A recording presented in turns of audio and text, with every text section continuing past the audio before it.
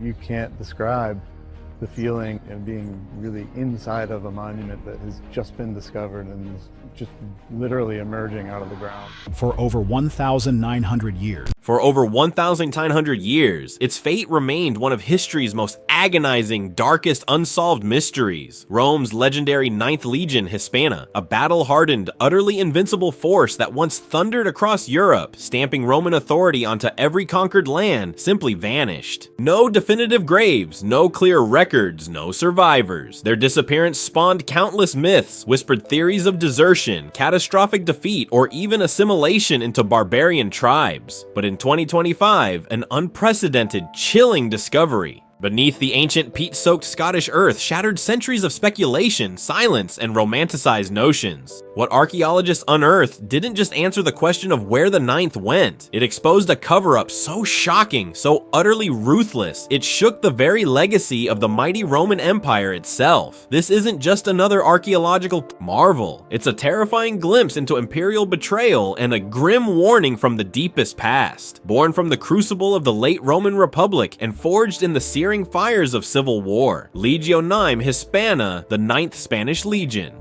was no ordinary unit. These were the elite, the battle-hardened veterans who marched under Julius Caesar himself during the brutal Gallic Wars. They were part myth, part unstoppable war machine, revered for their iron discipline, unmatched endurance, and chilling efficiency.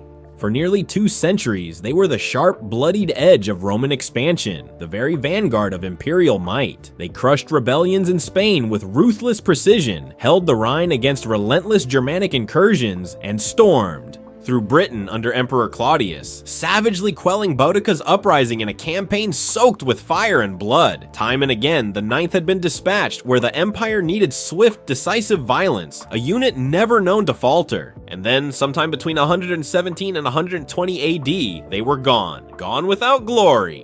Gone without explanation. The first subtle signs of unease surfaced not on a battlefield, but in the meticulously precise records of Roman bureaucrats. Lists of stationed legions, usually perfectly ordered and accurate, suddenly omitted Legio, Ninth of Hispana. At first, it seemed like an error, a clerical oversight. Surely, such a storied, indispensable unit hadn't simply vanished. But soon, other, more disturbing signs of deliberate omission emerged. The legion's name was conspicuously absent from stone inscriptions where it should have been prominently mentioned. Grand monuments were inexplicably left incomplete. Coins and official military annals, which typically chronicled every triumph and defeat, made no reference to it. Even Hadrian's colossal wall, constructed just a few years later to seal off the treacherous northern frontier of Britannia, made no mention of the Ninth despite their presumed involvement in earlier northern operations. The Empire didn't simply forget legions, especially not legions with nearly 200 years of loyal, brutal service. This gaping, deliberate silence screamed of a catastrophic event, meticulously scrubbed from history. Over time, the terrifying silence surrounding the Ninth Legion became louder than any trumpet of war. Scholars would later call it the most infamous disappearance in Roman military history, a void in the annals of an empire obsessed with meticulous record-keeping. Theories about their last whereabouts abounded for centuries. Some historians believed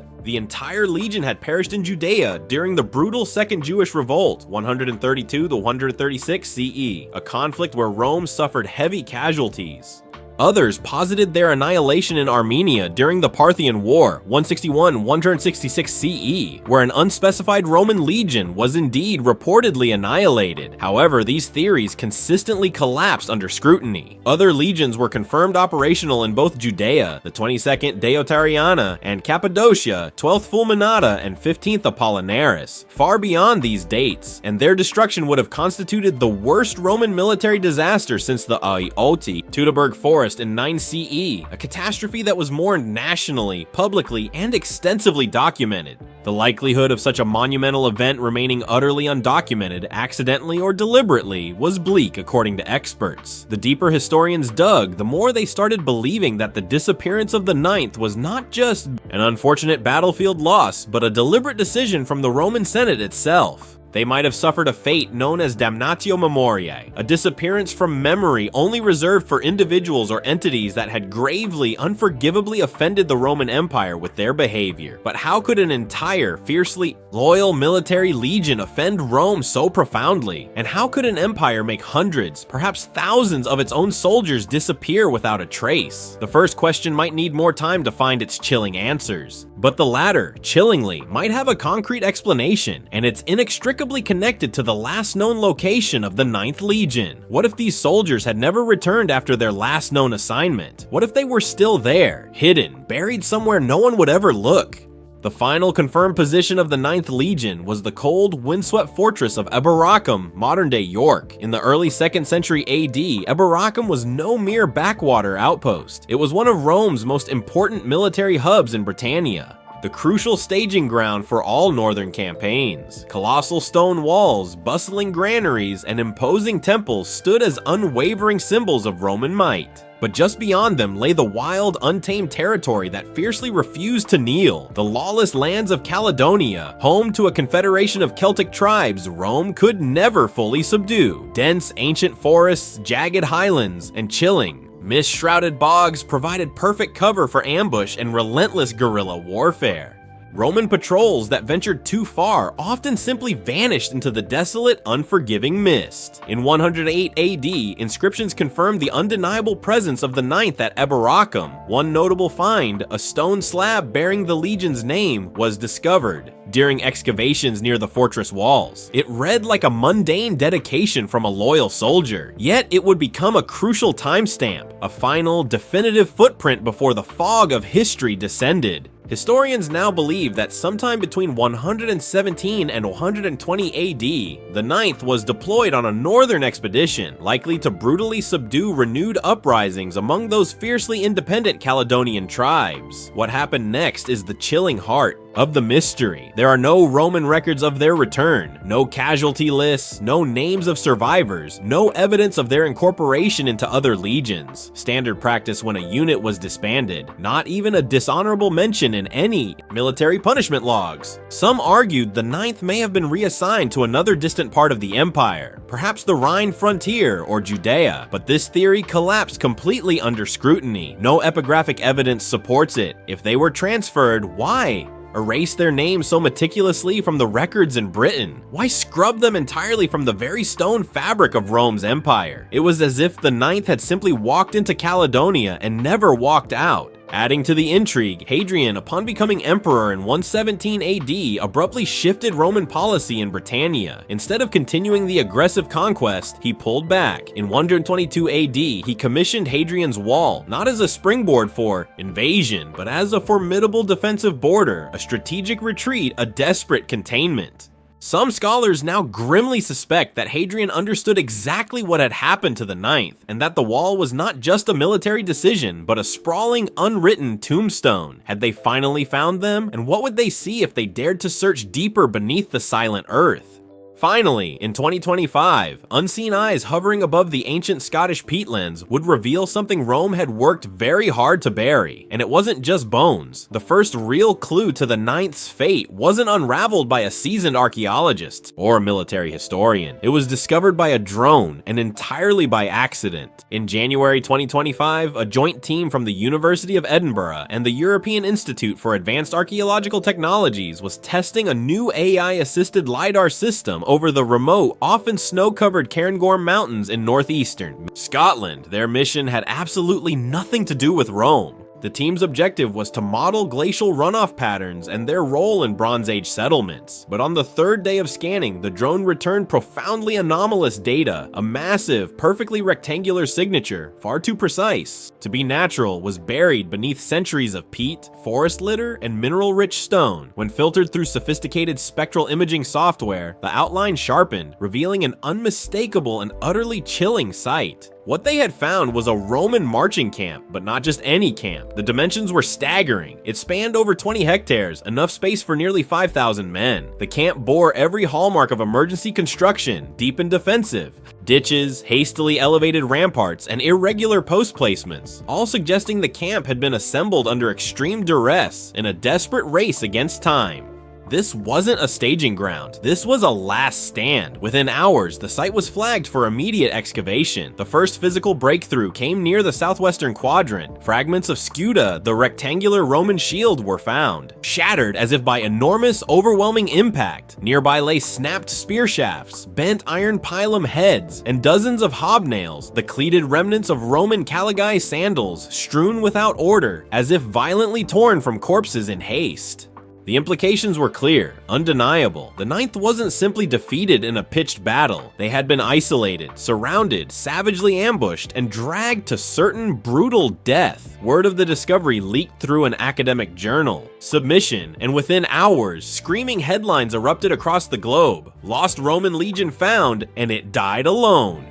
But while the public was stunned by the archaeological marvel, researchers were gripped by something far deeper, far more disturbing than a simple battlefield defeat. How could the strongest, most disciplined Roman legion, a force famed for its unwavering loyalty and military prowess, be ambushed and annihilated by fragmented tribes who often fought amongst themselves and were, by all accounts, unlikely to form a cohesive alliance against such a formidable foe? The utter demise of the 9th Legion, buried in that remote Scottish bog, suggested a horror far worse than defeat. It hinted at a deliberate, calculated act. It implied that these soldiers weren't just lost in Scotland and ambushed unexpectedly, or they were chillingly led there to die. The Roman Empire did not forget legions. It meticulously commemorated them, especially those who fell bravely in battle. The disaster in the Teutoburg Forest in 9 CE, where 3 legions were wiped out, triggered a national mourning period, massive political repercussions, and profound military reforms. Monuments were raised, commanders were tried, but for the 9th, nothing. No funerary inscription, no Senate mourning decree, not even a public mention after 120 CE. This gaping, deafening silence began to raise deeply uncomfortable questions. Why would Rome, so utterly obsessed with honor, lineage, and meticulous record-keeping, erase one of its oldest and most storied legions as if it never existed? Theories abounded for centuries. Desertion, mutiny, secret redeployment, but none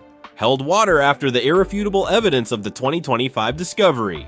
The battle site and the chilling bog tablet confirmed a Roman military disaster on the frontier, a loss of catastrophic proportions. The 9th had died, but not by chance. It had been deliberate, orchestrated, and demanded more attention than it was getting. The answer slowly, horrifically, began to take shape inside the Acta Senatus, the private, highly confidential proceedings of the Roman Senate. In the wake of the 2025 find, experts meticulously reviewed neglected scrolls from the politically volatile years of 117 to 125 CE. What they found, buried deep within the faded ink of these crumbling documents, changed everything. A sequence of entries contained cryptic, unsettling references. Unauthorized mobilization north of Eboracum, exception ex legio hispana non-reported to the treasury, and non-senatorial sanctioning of cross-border engagement. In simpler terms, the 9th may have been deployed illegally, without the Senate's approval, during the politically turbulent transition between Emperor Trajan and the newly appointed Hadrian. More disturbingly, these records hinted that they may have been deliberately positioned to be isolated deep within enemy territory. But why? How could this possibly have gained Rome any sort of advantage? One theory gaining terrifying traction is that the 9th Legion had become politically problematic. They were traditionalists, fiercely loyal to their general, possibly aligned with a powerful faction opposed to Hadrian's revolutionary vision of consolidating the empire rather than endlessly expanding it. Hadrian's decision to abandon territorial expansion and instead build definitive defensive borders, most notably Hadrian's Wall, was highly controversial and deeply unpopular with the old guard. Could the 9th have openly resisted this shift? Could they have threatened to rally other legions to challenge the new emperor's authority, perhaps even incite a civil war? If so, Hadrian or his ruthless inner circle may have taken the ultimate unthinkable step: send them north, isolate them completely, and then erase them from existence.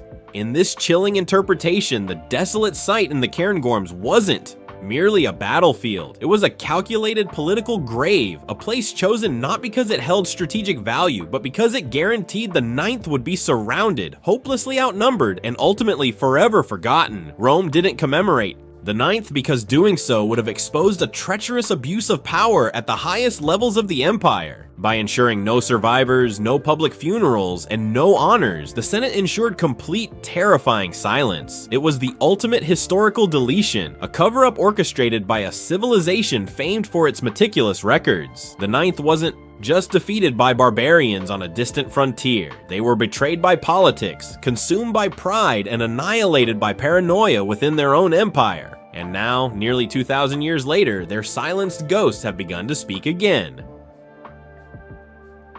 Once the 2025 discovery broke into the public sphere, the British Isles became ground zero for a profound historical reassessment and an unexpected hotbed of political tension. As archaeologists excavated more of the site, a grim, brutal picture began to take chilling shape. The encampment wasn't just overrun, it had been systematically encircled, then methodically, savagely crushed. Weapon fragments embedded deep in the soil were meticulously traced to local tribes, mostly Caledonian, who had long been underestimated in Roman accounts, dismissed as disorganized barbarians. But these blades bore intricate Celtic carvings, including symbols tied to ancient druidic war cults, spiritual forces Rome had spent decades trying to brutally suppress. Further analysis of the human remains, now being processed at Oxford's Forensic Anthropology Unit, showed undeniable signs of ritualistic mutilation, gruesome decapitations, excised tongues, and shattered limbs. Horrific punishments, possibly, exacted for generations of Roman oppression. This wasn't a mere skirmish or a desperate battle. It was an ambush engineered with terrifying precision, carried out by an enemy Rome thought too fractured to unite. But someone somehow had done the impossible. The Highland tribes, long viewed as disparate and disorganized, had formed a unified, vengeful alliance. And they didn't just want victory, they wanted a profound spiritual vengeance. More chillingly, one of the Roman helmets found at the site, its bronze dented and bloodstained, had been spiked to a tree and surrounded by what appeared to be carved Ogham runes. One of these, painstakingly translated, whispered a haunting, terrifying phrase. "This is what we do to ghosts who trespass. Ghosts, not soldiers, not men." Historians now believe the Highlanders viewed Roman troops not merely as invaders, but as spiritual violators defiling their sacred lands. The Ninth didn't just lose a battle, they unknowingly walked into a religious war they never understood, their very souls perhaps being denied passage to the Roman afterlife. While the battlefield screamed of ritual and betrayal, the whispers from Rome's most sacred archives began to tell an even darker, more complex story. As pressure mounted across academic and military history communities, Rome itself became the focal point of global scrutiny. Journalists from Le Monde, The Guardian, and Der Spiegel descended on the Eternal City, filing urgent requests to access what remained of Imperial Senate scrolls and Vatican archives, especially those associated with the tumultuous reigns of Emperors Trajan and Hadrian, whose transitional rule marked the mysterious disappearance of the Ninth. What slowly, reluctantly emerged from those ancient walls painted a picture not of simple incompetence, but of meticulously orchestrated silence. A freshly uncovered Roman senatorial edict dated 119 AD, barely 2 years after the Ninth Legion was last officially documented in Britain, was located on a marble-inscribed tablet in the ruins of the Forum of Trajan. It made no direct mention of the Ninth, but chillingly referenced a restructuring of the northern garrisons due to behavioral divergence and cultural contagion. The phrase, cultural contagion, ignited profound alarm among modern historians. It hinted at something Rome feared more than a barbarian revolt, ideological spread, a spiritual infection. Privately, analysts speculated this meant the Ninth had indeed defected, partially or in whole, perhaps forging alliances or spiritual bonds with local tribes, becoming something horrifying to Roman sensibilities, something between Roman and native, a threat to the very core of Roman identity. If true, the Ninth wasn't just wiped out, it had been erased deliberately, not for a failure of arms on the battlefield, but for blasphemy against Roman order, against the very sanctity of the empire. And the erasure tragically worked. After that edict, there were no official mentions of the Ninth in military roles. Their proud banner was quietly absorbed by other legions. Veterans, if any survived, were either reassigned anonymously to distant, forgotten posts or executed in secret. Rome did not forget traitors, it devoured them. The final, most gruesome piece of evidence, unburied from the earth itself, would provide undeniable proof of their brutal, ritualistic end. In May 2025, under layers of peat and shale in a remote glen northeast of Inverness, archaeologists unearthed a mass burial site. This was not a battlefield grave hastily dug for fallen warriors. This was an execution pit. Carbon dating, meticulous artifact forensics, and isotopic analysis confirmed the unthinkable, the chilling truth. Over 200 Roman soldiers, stripped of their armor, their hands bound behind their backs, still frozen in kneeling positions in the ancient soil. They finally found them, the lead archaeologist reportedly whispered, his voice hoarse.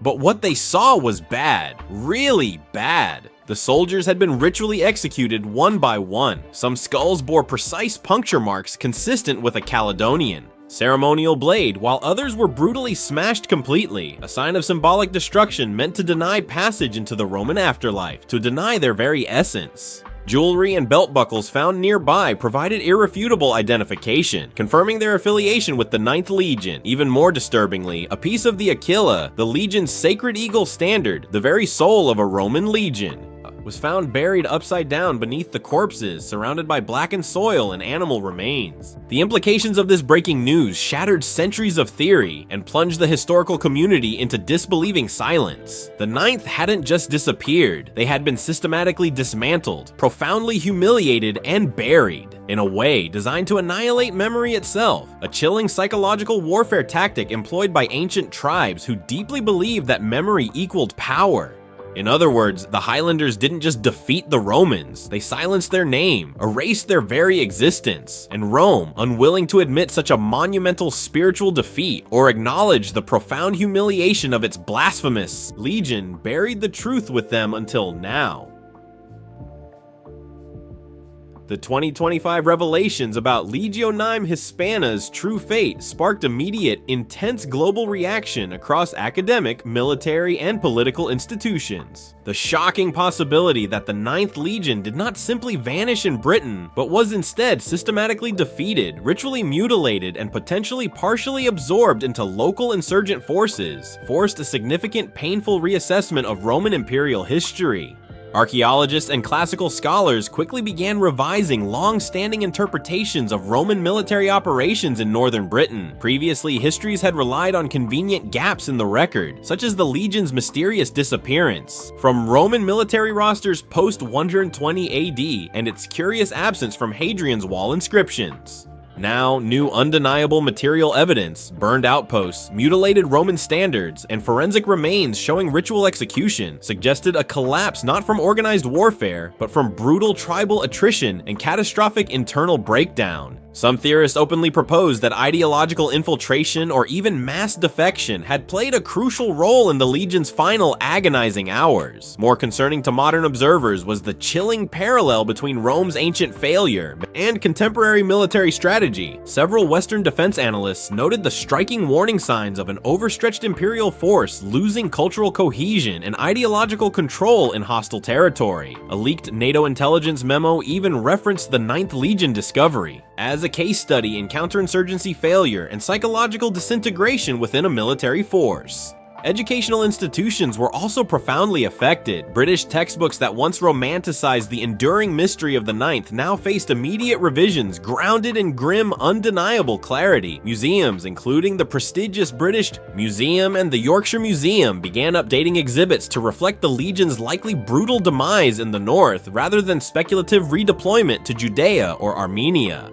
Scotland, particularly areas surrounding the ancient Caledonian strongholds, saw an immediate uptick in nationalist sentiment. Local leaders emphasized the archaeological evidence as undeniable proof of indigenous resistance successfully defeating imperial might, a powerful narrative with profound modern political implications. With the profound, disturbing mystery of Rome's 9th Legion finally solved, the implications extended well beyond ancient history. The findings, formalized in a joint report by the University of Oxford and Scotland's National Museum Service, reframed the Legion's disappearance as a multifaceted collapse, partly military, partly cultural, and tragically, partly psychological. These findings irrevocably altered how historians viewed Roman imperial policy. Instead of portraying Rome as an infallible, ever-expanding force, the fall of the Ninth powerfully demonstrated how vulnerable even elite forces could become when left unsupported in ideologically hostile terrain, especially when internal loyalties frayed. In 2025, nearly 1900 years after the Ninth vanished, its legacy returned not as a noble enigma, but as a harsh, visceral lesson. It became a chilling case study in how empires collapse, not just from outside attack, but perhaps more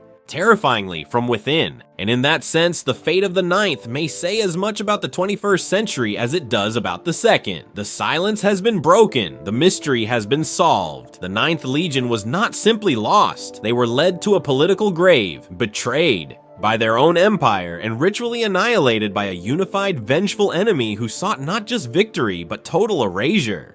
Their story, now unearthed, serves as a haunting warning of the fragility of power, the ruthlessness of political maneuvering, and the terrifying cost of imperial hubris. What do you think about these most recent findings? Does the truth about the Ninth Legion's fate change your perception of the Roman Empire? Is there merit in continuing the search for even more hidden truths? Let us know what you think in the comments below. We'd love to hear your theories. And don't forget to like this video and subscribe for more deep dives into history's most shocking untold stories.